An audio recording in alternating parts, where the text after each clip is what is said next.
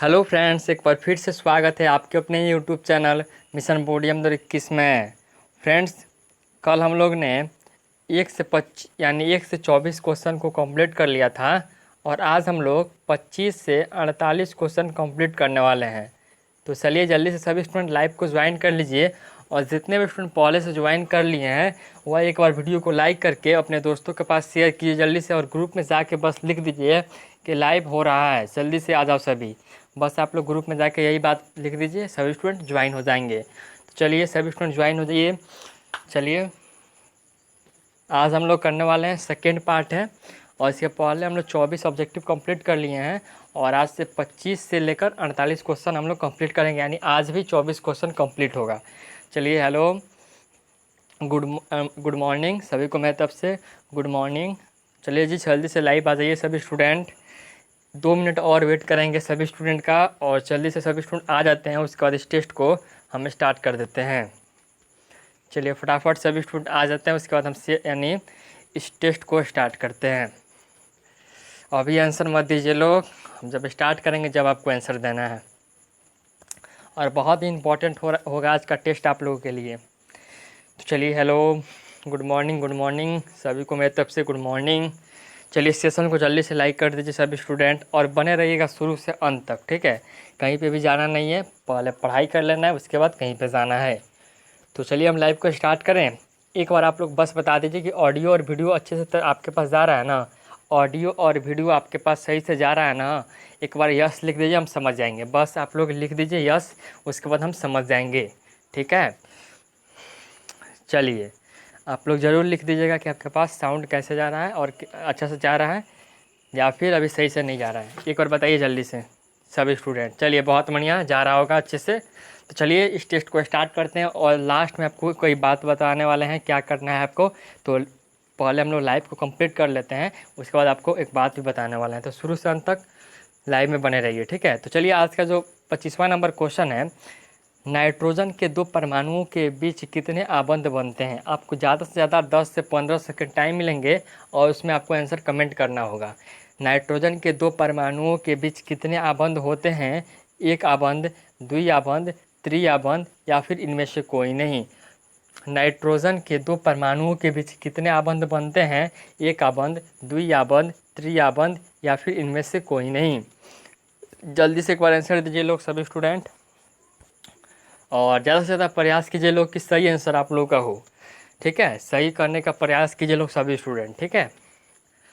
और बने रहिए लोग शुरू से अंत तक, और सेशन को भी लाइक कर दीजिए लोग अभी से ही, क्योंकि आप लोग को बोलना पड़ता है लाइक कीजिए। आपको तो पहले ही सोचना चाहिए कि इतना मेहनत करते हैं तो एक लाइक करने में क्या जाता है। और चैनल को अभी तक सब्सक्राइब नहीं किए हैं तो चैनल को सब्सक्राइब भी कर लीजिए। चलिए वेरी गुड स्टूडेंट, 25 का ऑप्शन जो सी है यानी त्रि आबंध, वह बिल्कुल ही सही है, त्रि आबंध, ठीक है। ऑप्शन नंबर जो सी है 25 का सी, वह बिल्कुल ही सही है, त्रि आबंध। चलिए अब आप लोग बताइए कि निम्नलिखित में कौन विद्युत का सुचालक है। सुचालक कौन है, हीरा, ग्रेफाइट, आयोडीन या फिर गंधक। निम्नलिखित में कौन जो है वह विद्युत का सुचालक है, हीरा, ग्रेफाइट, आयोडीन या गंधक। विद्युत का सुचालक कौन है, जल्दी से कमेंट कीजिए फटाफट सभी स्टूडेंट। जितने भी स्टूडेंट देख रहे हैं वीडियो को वह भी स्टूडेंट कमेंट करें। अगर आप लोग को यह पता नहीं है, आंसर भी नहीं पता है, तो आप लोग प्रयास कीजिए सही हो जाए, नहीं होता है तो याद कर लीजिए, ठीक है। विद्युत का सुचालक कौन है, जल्दी से बताइएगा सभी स्टूडेंट। चलिए 10 सेकंड आपके पास टाइम है, आपका टाइम स्टार्ट होता है अब। 1 2 3 4 5 6 7 8 9 10, आपका टाइम ख़त्म हो गया। वेरी गुड स्टूडेंट, इसका ऑप्शन नंबर जो बी हो जाएगा यानी ग्रेफाइट, विद्युत का सुचालक ग्रेफाइट, ठीक है। ऑप्शन जो बी है वो बिल्कुल ही सही है। चलिए अब आते हैं लोग क्वेश्चन नंबर 27 पे। तो 27 नंबर करने से पहले आपसे क्वेश्चन पूछना चाहेंगे हम, इसी से रिलेटेड है। आपको पहले पता होना चाहिए कि कार्बन की परमाणु संख्या कितनी होती है। कार्बन की परमाणु संख्या सबसे पहले आप लोग बताइए, कार्बन की परमाणु संख्या कितनी होती है। कार्बन की परमाणु संख्या सबसे पहले आप लोग बताइए हमको। चलिए एक बार कमेंट करके बताइए कार्बन की परमाणु संख्या कितनी होती है। चलिए फटाफट बता दीजिए पहले कि कार्बन की जो परमाणु संख्या होती है वह कितनी होती है। एक बार कमेंट कर दीजिए सभी स्टूडेंट। चलिए वेरी गुड, हाँ 6 होगा, ठीक है। तो यहाँ पे देखिए, अब चलिए इस क्वेश्चन को हम लोग करते हैं। कार्बन के सबसे बाहरी कोष में इलेक्ट्रॉन की कुल संख्या निम्नलिखित में से कितनी होगी। क्वेश्चन पूछा है कि कार्बन के सबसे बाहरी कोष में इलेक्ट्रॉन की कुल संख्या निम्नलिखित में से क्या होती है।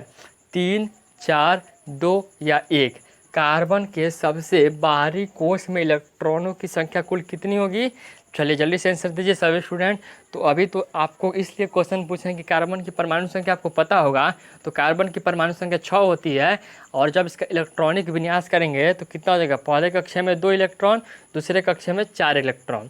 तो देखिए, यानी बाहरी कोष में पूछा है तो इसका आंसर हो जाएगा 4, यानी ऑप्शन नंबर जो बी है वह बिल्कुल ही सही है, यानी 4 हो जाएगा। चलिए बहुत बढ़िया। चलिए अब आते हैं लोग 28 नंबर क्वेश्चन पे। एल्कीन का समान सूत्र। एल्कीन का समान सूत्र क्या होता है। एल्कीन का समान सूत्र कौन होता है। ऑप्शन ए, बी, सी या डी। चलिए एल्कीन का समान सूत्र बताइएगा सभी स्टूडेंट। CnH2n+2 होता है, CnH2n-2 होता है, या फिर CnH2n होता है, या फिर CnHn होता है। बताइए जल्दी से कि एल्कीन का समान सूत्र क्या होता है। और सेशन को भी लाइक कर दीजिए, और दोस्तों में भी शेयर कीजिए आप। और आप लोग जितना इस चैनल पे स्टूडेंट को बुला सकते हैं, अपने दोस्तों को, फ्रेंड्स को, भाई बहन दोस्त जिसे भी बुला सकते हैं, इस वीडियो यानी इस टेस्ट में शामिल करवा सकते हैं, आप लोग ज़रूर से ज़रूर शामिल करवाइए, ठीक है। चलिए वेरी गुड स्टूडेंट। ऑप्शन जो सी है वह बिल्कुल ही सही है, CnH2n हो जाएगा। एल्कीन का समान सूत्र जनरल फार्मूला जो होता है वह CnH2n होता है, ठीक है। चलिए बहुत बढ़िया आप लोग का आंसर है। चलिए अब बताइए लोग, देखिए यहाँ पे क्वेश्चन क्या पूछा है। समान आणविक सूत्र, समान आणविक सूत्र लेकिन विभिन्न संरचनाओं वाले यौगिक निम्नलिखित में से क्या कहलाते हैं। क्वेश्चन पूछा है समान आणविक सूत्र लेकिन विभिन्न संरचनाओं वाले यौगिक निम्नलिखित में से क्या कहलाते हैं। क्वेश्चन पूछा है समान आणविक सूत्र लेकिन विभिन्न संरचनाओं वाले यौगिक निम्नलिखित में से क्या कहलाते हैं। बताइए, यह क्वेश्चन हमको लगता है आपसे 5 बार हम करा चुके हैं। 5 बार कम से कम यह क्वेश्चन आप लोग को करा दिए हैं, तो आप लोग को गलत नहीं होना चाहिए, ठीक है। चलिए आप लोग बताइएगा जल्दी से, जितने भी स्टूडेंट देख रहे हैं। चलिए बहुत बार ये क्वेश्चन हम आप लोगों को करा दिए हैं, इसलिए आप लोग प्लीज़ गलत मत कीजिएगा, ठीक है। और आप लोगों से रिक्वेस्ट है कि आप लोग अभी तक चैनल को सब्सक्राइब नहीं किए हैं और चैनल पर पहली बार आए हैं तो चैनल को सब्सक्राइब करके बेल नोटिफिकेशन को ऑल पे क्लिक कर लीजिएगा। चलिए बहुत सारे स्टूडेंट का ऑप्शन नंबर ए आ रहा है। चलिए वह बिल्कुल ही सही है, संरचनात्मक समावयव, ठीक है। ऑप्शन ए जो है वो बिल्कुल ही सही है, ठीक है। अगर आप लोग अभी तक टेलीग्राम ग्रुप को ज्वाइन नहीं किए तो डिस्क्रिप्शन में लिंक है, आप लोग ज्वाइन कर सकते हैं, ठीक है। टेलीग्राम ग्रुप को आप लोग ज्वाइन कर सकते हैं। चलिए 30 नंबर पे आते हैं लोग। 30 नंबर क्वेश्चन क्या पूछा है। मेंडलीफ के आवर्त नियम के अनुसार तत्वों के गुण धर्म जो है वह निम्नलिखित में किसके आवर्त फलन होते हैं। परमाणु संख्या के, परमाणु द्रव्यमान के, परमाणु आकार के, या फिर घनत्व के। मेंडलीफ के आवर्त नियम के अनुसार तत्वों के गुण धर्म निम्नलिखित में किसके आवर्त फलन होते हैं। परमाणु संख्या के, परमाणु द्रव्यमान के, द्रव्यमानों के, या परमाणु आकार के, या फिर परमाणु घनत्व के। चलिए आप लोग जल्दी से बताइएगा कि मेंडलीफ के आवर्त नियम के अनुसार तत्वों के गुण धर्म निम्नलिखित में किसके आवर्त फलन होते हैं। परमाणु संख्या के, परमाणु द्रव्यमान के, परमाणु आकार के, घनत्व के। चलिए फटाफट सभी स्टूडेंट अपना अपना आंसर दें कि 30 का सही आंसर क्या हो जाएगा। चलिए जी, और किसी भी स्टूडेंट को दिक्कत है किसी भी क्वेश्चन में तो वह पूछ सकता है टेस्ट के बाद, ठीक है। हम टेस्ट के बाद उनको सॉल्यूशन जरूर करा देंगे। तो चलिए आपको एक बहुत ही इंपॉर्टेंट बात बता रहे हैं, ध्यान से सुनिएगा लोग। अगर आप लोगों ने अभी तक टेलीग्राम ग्रुप को नहीं ज्वाइन किया तो जाकर ज्वाइन कर सकते हैं। वह पहला ग्रुप है, ठीक है।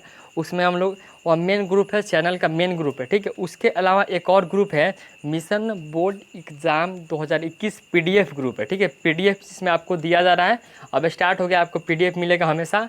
PDF ग्रुप आपको ज्वाइन कर लेना है जाके, ठीक है। आपको टेलीग्राम में जाके सर्च करना है कि मिशन बोर्ड एग्ज़ाम 2021 PDF, ठीक है। यह सर्च कीजिएगा तो आपको ग्रुप मिलेगा, उसको ज्वाइन करना है। और उसके बाद एक और आपको ग्रुप है जो बहुत इंपॉर्टेंट है, दिक्कत है तो तभी बोलना है, ठीक है। दिक्कत हो तो तभी बोलना है। यह ग्रुप जो है बहुत इंपॉर्टेंट है। इस ग्रुप में आपका डिस्कशन ग्रुप है, ठीक है।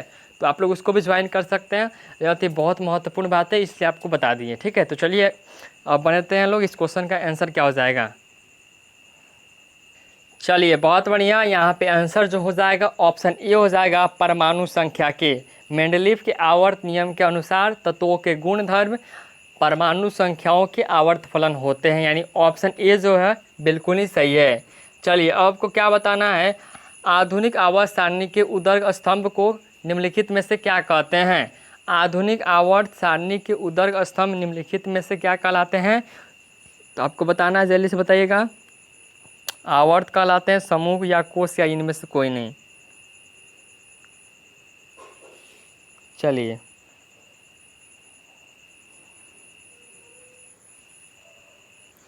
चलिए बताइएगा कि आधुनिक आवर्त सारणी के उदर्ग स्तंभ निम्नलिखित में से क्या कहलाते हैं। आवर्त कहलाते हैं, समूह कहलाते हैं, कोष कहलाते हैं, या फिर इनमें से कोई नहीं। बताइए जल्दी से सभी स्टूडेंट कमेंट करके। ठीक है, जल्दी से फटाफट आप लोग कमेंट कीजिए। चलिए जी जल्दी से कमेंट कीजिए फटाफट। आप लोग की 31 का जो सही आंसर क्या हो जाएंगे, तो देखिए इसका जो सही आंसर होगा वर्ग होगा। ठीक है, वर्ग, वर्ग या समूह। वर्ग को हम लोग समूह के नाम से जानते हैं लोग, यानी ऑप्शन नंबर इसका यहाँ पे बी सही हो जाएगा, समूह। अगर आपके ऑप्शन में समूह ना देकर वर्ग दे तो आपको सही करना है वर्ग। ऐसे में आपके किताब में वर्ग ही दिया हुआ है। ठीक है, यानी आपका ऑप्शन नंबर यहाँ पे बी हो जाएगा, समूह। और चाहे आपके एग्जाम में पूछ दे कि वर्ग दे देता है तो वर्ग सही कीजिएगा।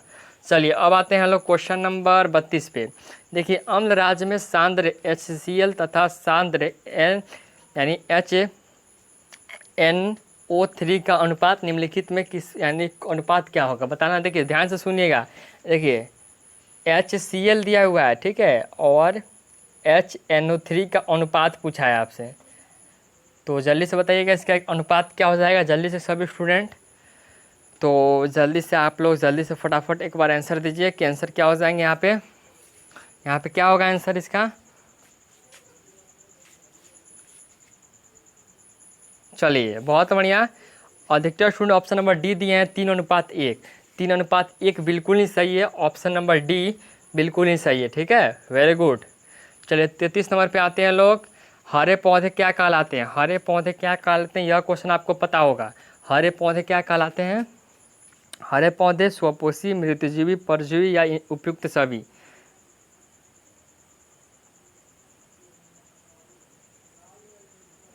देखिए यह क्वेश्चन थोड़ा कन्फ्यूज़न कर सकता है आप सभी स्टूडेंट को, यह क्वेश्चन थोड़ा कन्फ्यूज़न कर सकता है। आप लोग चलिए आंसर दीजिए पहले, तब हम बताते हैं क्या होगा इसका आंसर। हरे पौधे क्या कहलाते हैं, जल्दी से कमेंट कर बताइएगा सभी स्टूडेंट अपना अपना एक बार जल्दी से। और अभी तक सेशन को लाइक नहीं किए हैं तो जल्दी से एक लाइक कर दीजिए, क्योंकि बहुत मेहनत लगता है एक एक वीडियो बनाने में, एक एक टेस्ट लेने में, एक एक क्वेश्चन लिखने में। चलिए वेरी गुड। देखिए बहुत स्टूडेंट यहाँ पे ऑप्शन नंबर डी दिए होंगे, हमको लगता है डी दिए हैं, बट देखिए यहाँ पे हरे पौधे जो है ना वो स्वपोषी होते हैं, जो अपना भोजन है वो खुद से ही बनाते हैं, खुद से ही करते हैं। ठीक है, वो दूसरे पर नहीं निर्भर रहते हैं। तो देखिए यानी हरे पौधे जो है वो स्वपोषी होगा, आपको कन्फ्यूजन नहीं होना है, स्वपोषी ही होगा। ठीक है, चलिए बहुत सारे स्टूडेंट का डी आया है बट डी गलत है, ये सही है।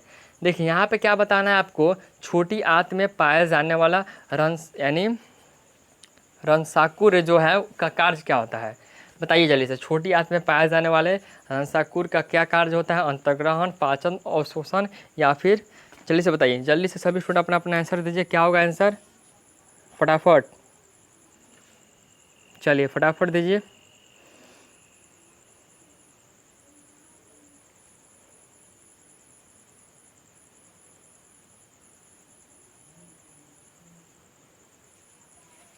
चलिए छोटी आंत में पाया जाने वाला रंसाकुर जो है उसका कार्य क्या होता है। चलिए very good student, option number C जो है अवशोषण, वह बिल्कुल ही सही है, अवशोषण इसका सही आंसर हो जाएगा। और जितने स्टूडेंट का नेम नहीं बोल पा रहे हैं आज तो नेम ही नहीं बोलें, इसके लिए सॉरी। जिसको भी बुरा मत मानिएगा, ठीक है, नेम बोलने में थोड़ा दिक्कत हो जाता है और नेटवर्क इशू होता है ना, इसलिए नेम नहीं बोल पाते हैं। नेम बोलेंगे बीच में रुकेगा, फिर आगे बढ़ेगा, फिर रुक जाएगा, यह सब हमको अच्छा नहीं। एक बार नेटवर्क सही होता है उसके बाद कराते चलते हैं। ठीक है, चलिए अब चलते हैं लोग क्वेश्चन नंबर 35 पे। क्रेब्स चक्र की क्रिया कहाँ होती है, क्रेब्स चक्र की क्रिया कहाँ होती है, बायोलॉजी का क्वेश्चन है ये। बायोलॉजी का क्वेश्चन है। चलिए बताइए लोग, क्रेब्स की क्रिया कहाँ होती है? चलिए जी बताइए। और अब धीरे धीरे आप लोग को थोड़ा ज़्यादा ज़्यादा क्वेश्चन कराएंगे, क्योंकि अब एग्ज़ाम यानी नज़दीक नहीं आ रहा है। बट अभी बिहार बोर्ड का अभी ऐसा कोई बात नहीं है कि एग्ज़ाम कब होंगी, अभी तो स्कूल कॉलेज खुला ही नहीं है।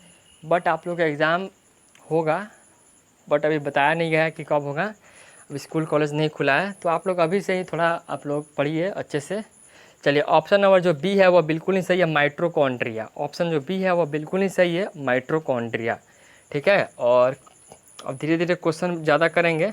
चलिए, पादप में अनोक्सी जो श्वसन है का अंतिम उत्पाद होता है। पादप में अनोक्सी यानी श्वसन का अंतिम उत्पाद क्या होता है? एमिनो अम्ल, वसा अम्ल, इथाइल एल्कोहल या फिर इनमें से कोई नहीं।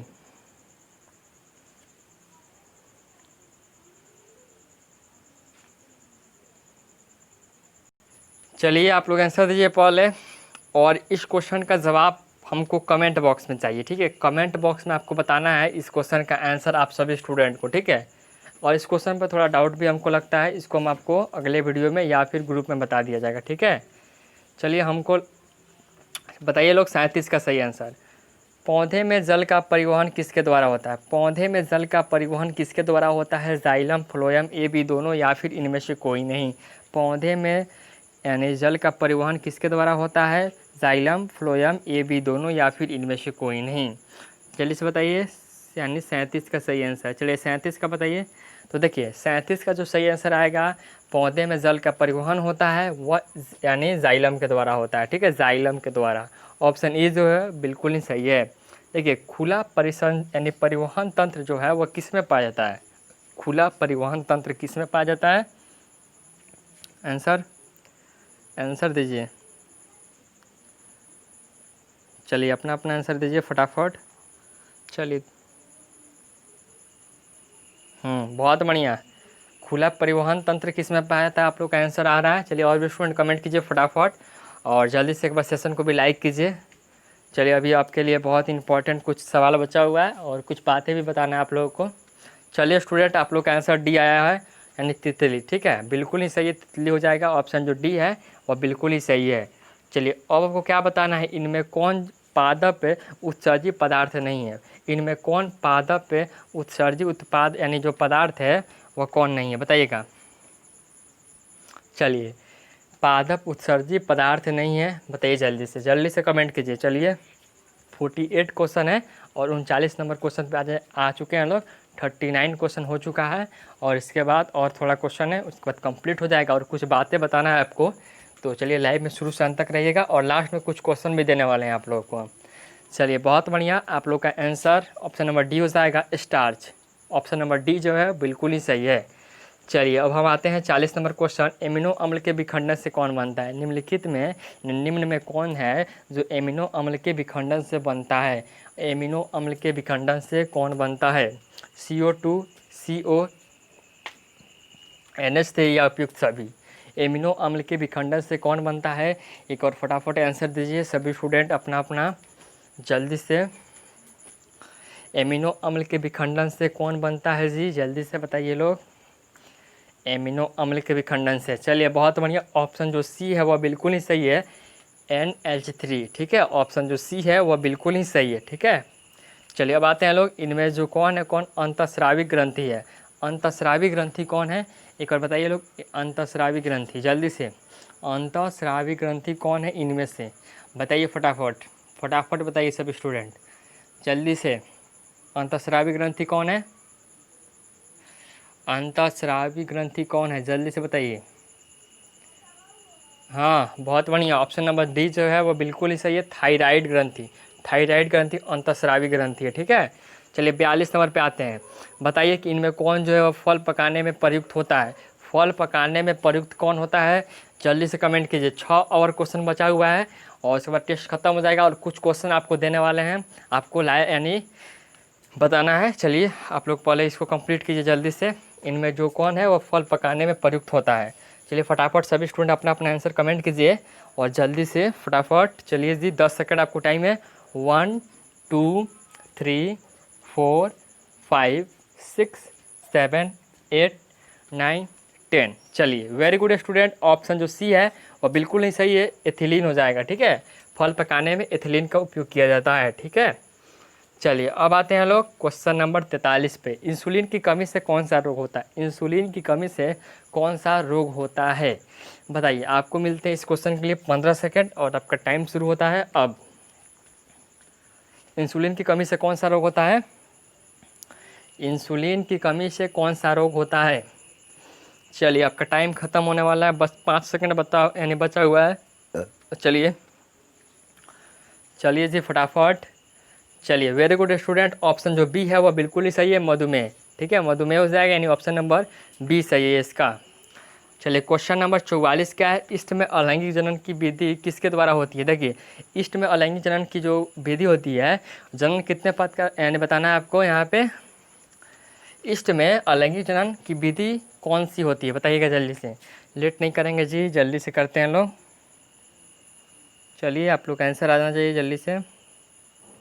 इष्ट में अलैंगिक जनन की विधि कैसी होती है? चलिए वेरी गुड, मुकुलन होती है। ठीक है, मुकुलन विधि से होती है। ठीक है, ऑप्शन ए जो है बिल्कुल ही सही है। चलिए 45 नंबर पे आते हैं लोग अब। मानव में निषेचन की क्रिया कहाँ होती है? मानव में निषेचन की क्रिया कहाँ होती है? जल्दी से कमेंट कीजिए, मानव में निषेचन की क्रिया कहाँ होती है बताइए, फटाफट आंसर दीजिए। मानव में निषेचन की क्रिया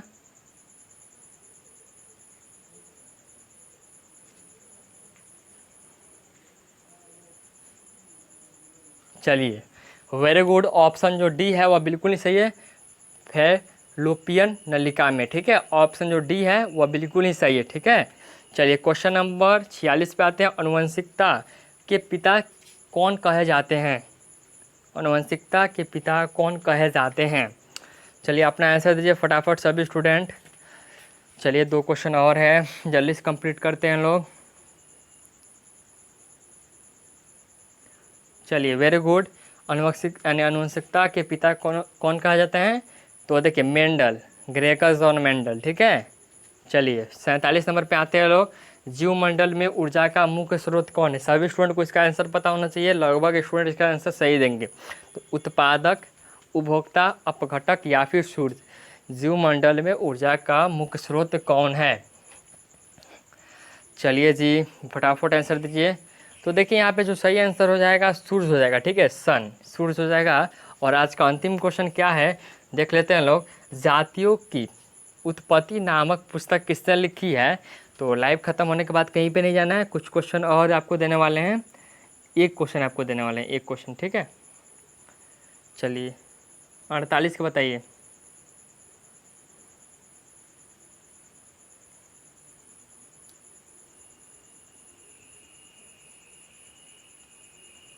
चलिए आप लोग बताइए जल्दी से, पॉल है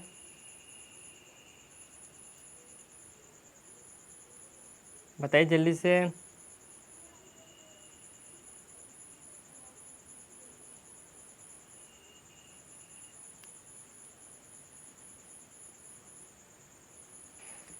चलिए बहुत बढ़िया, यहाँ पे आंसर हो जाएगा option number B, Darwin, Charles Darwin. ठीक है, तो आपको हम एक क्वेश्चन देते हैं, उसको आपको वीडियो के लाइव चैट में नहीं देना है, वीडियो के लाइव चैट में नहीं, आपको देना है तो किस में देना है? कमेंट बॉक्स में। वीडियो के नीचे कमेंट बॉक्स भी आता है, उसमें आपको जाकर बताना है। ठीक है, तो क्वेश्चन क्या है ध्यान से सुनिएगा, और बहुत ईजी क्वेश्चन पूछने वाले हैं। ठीक है, तो चलिए एक बार आप लोग तैयार हैं ना? क्वेश्चन बोले ना हम, एक बार कमेंट में लिखिएगा सभी। चलिए एक बार सभी कमेंट में लिखिए, पूछे ना। चलिए बहुत ही ईजी क्वेश्चन पूछते हैं।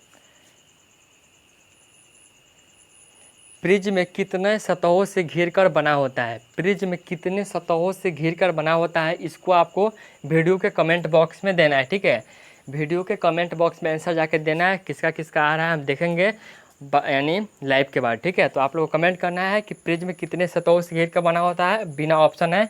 आप लोग को ऐसे लिखना है कि प्रिज्म इतने यानी जितना सतह से घिरा होता है उसका लिख देना है, और घिरा होता है। ठीक है, और एक और काम करना है आप लोग को, 24 क्वेश्चन में से आप लोग को कितना क्वेश्चन सही हुआ है आपको कमेंट बॉक्स में अपने नेम के साथ बताना है कि सर मेरा इतना क्वेश्चन सही हुआ था और इतना गलत हुआ था, ठीक है, और मेरा नाम यह है, ठीक है। ऐसे जैसे कल कमेंट किए थे लोग वैसे ही आज भी कमेंट करना है। आप लोग का कमेंट हम देखे थे, ठीक है। तो चलिए आप लोग कमेंट ज़रूर कीजिएगा जो क्वेश्चन पूछे हैं, और ज़रूर बताइएगा कितना सही हुआ आप लोगों का, ठीक है, जैसे बताए थे कल। और एक और बात है कि आप लोग को वीडियो कैसा लगा है आज का वो भी बताइएगा कमेंट बॉक्स में, ठीक है। चलिए गुड बाय, मिलते हैं लोग शाम में 6:30 बजे, शाम में 6:30 बजे आते हैं लोग, ठीक है। Good bye everyone. वीडियो को लाइक कर दीजिएगा, ठीक है, वीडियो को लाइक ज़रूर कर दीजिएगा, और चैनल पर पहली बार आए हैं तो चैनल को सब्सक्राइब कर लीजिएगा, ठीक है। चलिए गुड नाइट, सॉरी, आते हैं लोग